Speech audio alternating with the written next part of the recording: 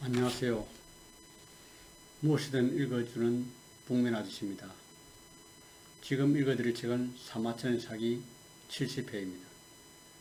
또한 해와의 싸움에서 만일 평왕이 합류하지 않았다면 항왕 역시 멸망하지 않았을 것입니다. 천하가 이미 평정되어 평왕도 부조를 나누어 받고 공토를 받았으니 그 또한 대대손손 전하려고 하였을 것입니다. 그런데 이제 폐하께서 양나라의 군대를 징집하시면서 평왕이 병으로 나가지 못하자 폐하께서는 그가 모반하였다고 의심하셔서 모반의 기미가 나타나지 않았는데도 끝내 각각에도 사소한 일을 들어 그의 가족을 주멸하셨습니다. 신이 꺾지 않은 바는 공신들마다 스스로 위태롭다고 느끼지 않을까 하는 것입니다. 이제 평왕이 죽었으니 신은 살아있는 것보다 죽는 것이 나으니 어서 신을 삶아서 죽이십시오 라고 말했다. 이 말을 들은 고조는 곧 남포를 부르짖으면서 그의 죄를 용서하였으며 그를 도위에 임명하였다. 쇼문제 때 남포는 연나라 재상이 됐고 뒤에 다시 장군의 자리까지 올랐다. 남포는 이렇게 말했다. 어려울 때 자신을 욕되게 하는 거나 뜻을 굽히지 못한다면 가히 사내 대장부라고 할 수 없어. 부귀를 줄 때 만족하지 못하면 현명한 사람이 아니다. 그는 일찍이 그에게 은혜를 베푼 사람들을 후하게 보답하고 원한을 가졌던 사람들은 반드시 법으로 파멸시켰다. 우와 초가 반란을 일으켰을 때 그는 궁궁을 세워 유구에 봉해주고 또 연나라 재상이 되었다. 연나라와 제나라에서는 모두 남포를 위하여 사당을 세우는데 이를 난공사라고 하였다. 39. 원왕 조차결전. 한 사람을 아끼지 말고 천하에 사자라. 1. 명예로 일어선 자 명예로 망한다.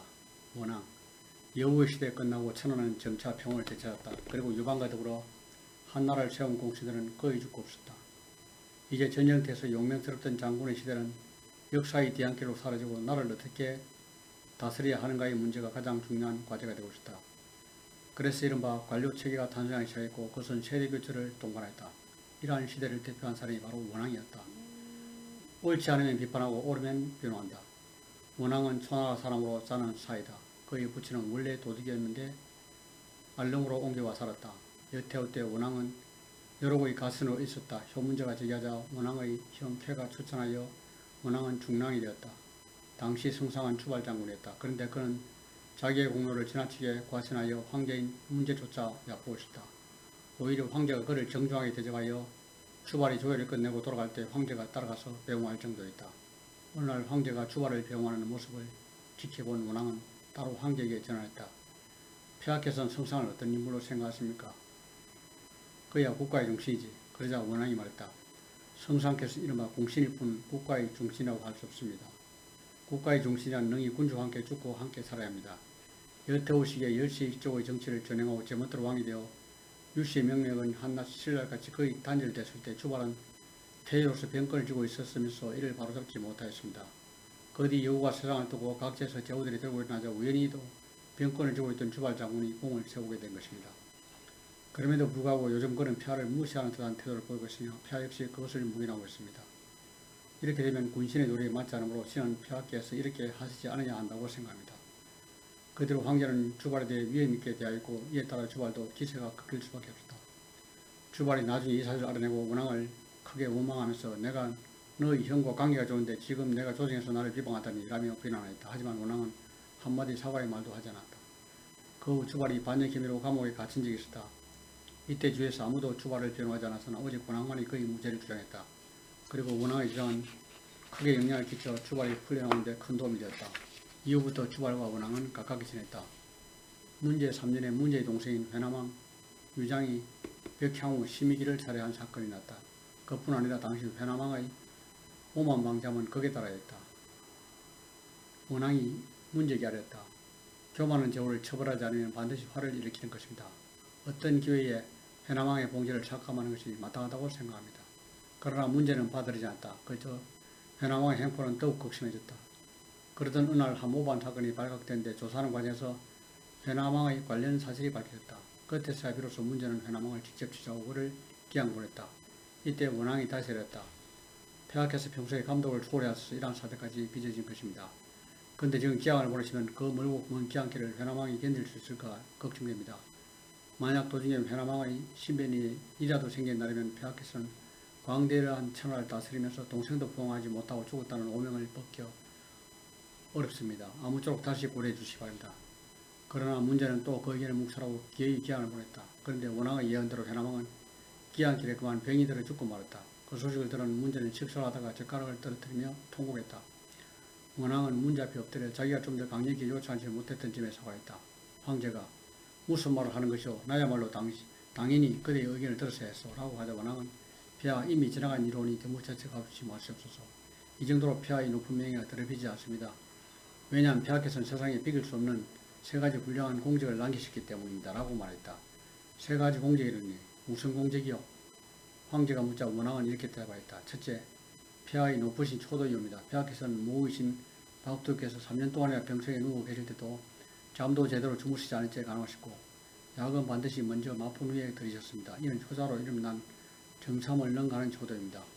둘째, 폐하께서는 멸치이조의 행포가 끝난 직후 변경지방에서 장안까지 고작 6대의 수레로 달려오셨습니다. 당시 장안은 그야말로 무슨 일이 벌어질지 모르는 불안한 곳이었습니다. 그런 곳에 맨몸으로 달려오신 폐하의 용기에는 맹군과 하육 같은 용사라도 미치지 못할 것입니다. 셋째, 폐하께서는 천자의 자를 5번이나 사용하셨습니다. 고결한 선비로 추앙받는 허위조차도 한 번밖에 사용하지 않았는데 폐하께는 그보다 4번이나 더 사용하는 미덕을 보이신 것입니다. 이번 일도 단지 회남왕의 가호를 깨우치려 하는 목적이었는데 병사하신 것은 전적으로 호위관리의 잘못이었던 것입니다. 이 말을 들은 문제는 기분이 조금 나아졌다. 그러면 뒷수습을 어떻게 해야 좋을까? 회남왕의 새아드님을 잘 대우하십시오. 문제는 회남왕의 새아들에게 각기 왕위를 주었다. 그뒤 원왕의 명성은 천하에 떠날리게 됐다. 원왕은 언제나 대의를 말하고 의기가 매우 높았다. 그 무렵 황간 조동은 황제의 청화를 받았는데 항상 원왕을 해치려고 하기 때문에 원왕은 그것을 걱정했다. 이 무렵 원왕의 조카 중은 시종기사로서 황제를 상징하는 부제를 잡고 황제 곁에서 시종을 들고 있었는데 그가 원왕에게 기뜸하였다. 숙부님께서 조동 그와 싸우고 계신데 어진에서 그에게 모욕을 주어 그의 비방이 받아들이지 않도록 먼저 행동을 취하십시오. 어느 날 조문제가 외출할 때 조동은 황제를 수령하며 수레에 함께 타고 있었다. 그때 원왕이 수레 앞에 엎드리며 말했다. 신은 천자께서 6대의 수레에 함께 태우고 가는 사람들은 모두 천하의 호걸과 영웅이라고 들었습니다. 비록 지금 한나라에 인재가 부족하다고는 하나 폐하께서 집 황강과 함께 수레를 탔습니까? 황제는 웃으면서 조동을 내리게 했다. 조동은 울면서 수레에서 내렸다. 어느 날인가는 문제가 황후의 신부인을 데리고 상림원에 나들이를 나갈 때 있다. 그때까지 신부인은 황후와 똑같은 지위를 누리고 있었다. 상림원을 지키던 관리도 예지처럼 두 사람의 자리를 나란히 준비해 놓고 있었다. 그런데 원왕이 그것을 보는 신부인의 자리를 한 칸 내려놓았다. 그러자 신부인은 화가 나서 궁궐로 들어가 버렸다. 문제도 기분이 나빠져 그대로 궁궐로 되돌아가 버렸다. 그런데도 원왕은 태연한 표정으로 궁궐로 들어와 문제에게 말했다. 신분의 상하를 엄격히 구분해야만 상호의 관계가 원만해지는 법입니다. 폐하께서 왕후와 계시는 이상 신부인은 척실입니다. 정실과 동률의 지위에 있어서는 문제가 발생할 수밖에 없습니다. 좋은 일이 도리어 해를 입힐 수도 있는 것입니다. 옛날 여태우와 척부인의 사란돼지 사건을 설마 잊고 계시지는 않겠죠. 이 말을 들은 문제는 듣고 보니 정말 맞는 말이오 하며 즉시 신부인을 불러 원왕의 기쁜 뜻을 설명해 줬다. 그랬더니 신부인은 원왕에게 고맙다면 그 50건을 선물로 줬다. 한 사람을 아끼지 말고 천하에 사자라. 하지만 원왕은 매번 너무 직접적으로 황제의 의견을 말했으므로 황제도 차츰 그를 멀리하였다. 그리고 마침내 농수지방의 도의로 자천됐다. 하지만 그곳에서 원왕은 보아들을 인자하게 아끼고 보아했기 때문에 보아들이 그를 존경하고 따랐다. 그 뒤 원왕은 오나라의 재상으로 가게 되는데 출발하기 전에 조카가 말했다. 오나라 왕은 자만실이 막히로 소문이 자자합니다. 그리고 주위에는 간신대들이 우글대고 있습니다. 그렇다고 그들을 비판에 바로잡을 생각은 마십시오. 그렇게 되면 모함을 당하시던가 칼을 맞으실 것이 분명합니다. 그저 하루 종일 술이나 마시는 것이 제일 좋을 듯합니다. 그리고 때때로 오나라 왕에게 반란을 일으키지 말라고 하시면 충분합니다. 그의 말은 전혀 이룰 것이 없습니다. 원왕은 그 말대로 했다. 그러자 왕은 그를 융상하게 되었다. 원왕이 고향으로 돌아오는 길에 성상 신도가를 만나 수레에서 내려 열을 올렸지만 성상은 수레 위에서 원왕에게 담례하였을 뿐이었다. 원왕은 되돌아가 생각하니 자기 부하들에게 부끄러웠다. 그는 곧상 성상의 간주로 가서 백지를 청했다. 성상은 한참 지나서야 그를 만나주었다. 원왕은 물을 끓고 말했다. 사람들을 물리쳐 주십시오. 그러자 성상이 말했다. 만일 공이 하고자 하는 말이 공적인 일이거든 관청에 가서 장사나 영과 상의하도록 하시오. 그러면 내가 황제께 주청을 하겠소. 그러나 만일 사적인 일이라면 받아들이지 않겠소. 원왕은 곧 일어나면서 말했다. 성상께서는 성상의 자리에 계시면서 스스로 판단하시기에 진평이나 추발과 비교하여 누가 낫다고 생각하십니까? 성상이 내가 그들만 못하고 라고 대답하자 원왕이 말을 길게했다. 좋습니다. 승상께서는 그들보다 못하다고 인정하셨습니다. 진평과 주발은 고조를 보좌하여 천하를 평양했고 대장과 재상이 되어 여실족을 주변하여 윤씨의 종묘사직을 보존시켰습니다. 그런데 승상께서는 말타기와 활쏘기를 잘하는 무사로서 대장으로 성장하시어 공을 쌓아 회양의 군수가 됐을 뿐 기한 계책을 낸 것도 아니며 성을 치고 야전에서 공을 세운 것도 아닙니다.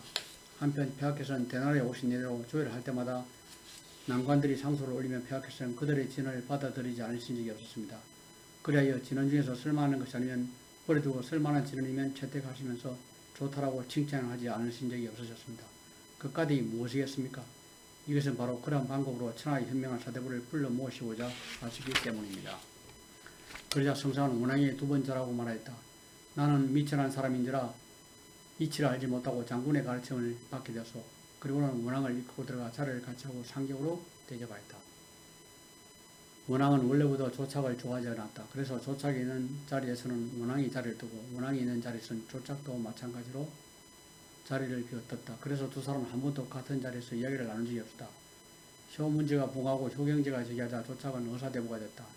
조착은 관리를 시켜 원왕이 왕의 재물을 받은 자를 조사하게 하여 그에게 처벌을 내리려 하였으나 황제는 조칙을 내려 원왕을 평민으로 만들고 그의 죄를 용서하였다. 오초가 반을 일으켰다는 소식이 전해지자 조착은 성사에게 말했다. 원왕은 왕에게 많은 뇌물을 많이 받고 오로지 왕의 죄를 음닉하기만 하고 그가 모반할 리 없다고 말을 하고 있다. 그런데 지금 왕이 반란을 일으켰으니 원왕을 조사하여 그의 죄를 알아보겠다. 그러자 성사가 말했다.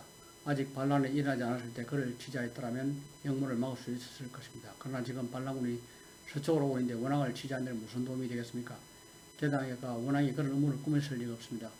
조착은 계속 주저하며 결정하지 못하였다. 이때 누군가 이러한 사실을 원왕에게 알려줬다. 원왕은 두려워서 밤에 두영을 만나 오나라가 모반한 진상을 말하고 황제 앞에서 직접 알아보고 싶다고 했다. 두영이 의전에 들어가 황제에게 원왕의 이야기를 잘 알으자 황제는 곧 원왕을 불러 만나봤다. 황제는 마침 조착과 함께 군대와 군량을 계산하고 있었다. 황제가 원왕에게 물었다. 그들은 일찍이 오나라의 성상을 올렸으나 오나라의 신하 전록백이 어떤 사람인지 알고 있지 않소. 지금 오하초가 반란을 일으켰는데 그대가 보기에 어떻게 될까소. 이에 원왕이 대답하였다. 두려워하실 것이 없습니다. 곧 격파할 수 있습니다. 황제가 말했다. 왕은 산에서 돈을 주자고 바닷물을 끓여 소금을 만들며 천하의 호를 불러 모아 백발이 다 되어 난을 일으켰소. 그러니 그의 계획이 10분 완전하지 않다면 어찌 난을 일으켰겠소. 그런데 그들은 어찌하여 그가 무엇을 이룰 수 없을 것이라 말하는 것이오. 이에 원왕은 오나라의 구리와 소금의 입으로 말하자면 거의 있기는 합니다. 그러나 어찌 호구를 불러 모았다 할 수 있겠습니까? 가령 진실로 오나라가 호구를 했다고 하면 역시 고도왕을 보좌하여 이를 행할 뿐이지 반란을 일으키지는 않을 것입니다. 오나라가 불러 모은 것은 모두 무례배들로 도망다니며 사진이나 주저하는 강경한 무리들 뿐입니다. 따라서 서로 이끌어 모반한 것입니다. 라고 대답하였다. 그러자 조착이 말하였다. 원왕의 생각이 옳습니다. 황제가 다시 원왕에게 물었다. 그렇다면 어떤 대책을 세울 수 있겠는가? 이에 원왕은 원컨대 좌우를 물리쳐 주십시오 라고 청하였다. 황제가 사람들을 내보내는데 조착은 여전히 남아있었다. 황제는 한동안 침묵하다가 말했다. 짐이 한 사람을 아끼지 말고 천하에 사죄해야 한다는 말인가? 그러자 원왕은 신의 어리석은 계획으로는 그보다 나은 계책이 없습니다.